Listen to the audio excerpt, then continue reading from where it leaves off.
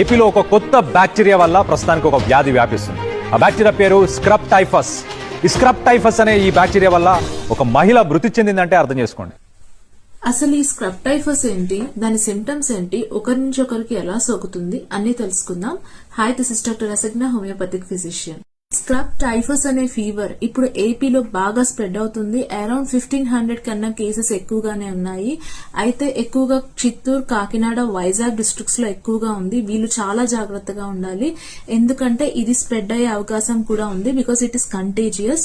అయితే ఇది దేని వల్ల వస్తుంది అంటే ఒక బ్యాక్టీరియా వల్ల వస్తుంది. దాని పేరు ఓరియంషియా సుసుగాముషి.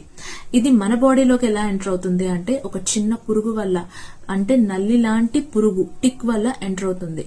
ఈ పురుగుకి ఆల్రెడీ బ్యాక్టీరియా ఉండడం వల్ల ఇది కుట్టిన చోట మనకు ఒక బ్లాక్ స్పాట్ అనేది ఫామ్ అయిపోతుంది, నల్ల మచ్చ ఫామ్ అవుతుంది.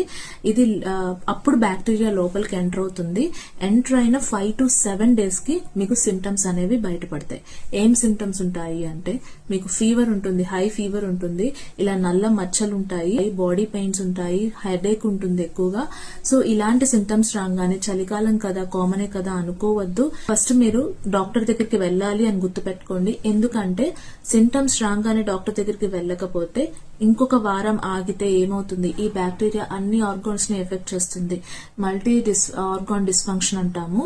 సో అన్నిటిని, మేజర్ ఆర్గాన్స్ అన్నిటిని ఎఫెక్ట్ చేస్తుంది. ఆ తర్వాత అన్ని ఆర్గాన్స్ ఫెయిల్ అయ్యే అవకాశం కూడా ఉంటుంది. ఈ విధంగానే చూసుకోకుండానే విజయనగరంలో ఒక మహిళ చనిపోయారు. సో అంతవరకు తెచ్చుకోవద్దు, అంతవరకు ఎవరికి రాదు.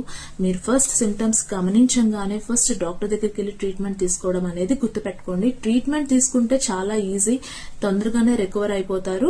అండ్ ఆల్సో మీకు వెళ్ళంగానే టెస్ట్ చేస్తుంటారు, ఎలిసా, PCR టెస్ట్ లాంటివి చేస్తూ ఉంటారు. దాన్ని బట్టి మీకు ఈ బ్యాక్టీరియల్ ఇన్ఫెక్షన్ అనేది ఉందా లేదా అని రూల్ అవుట్ చేసి దానికి తగ్గట్టుగా ట్రీట్మెంట్ ఇస్తారు.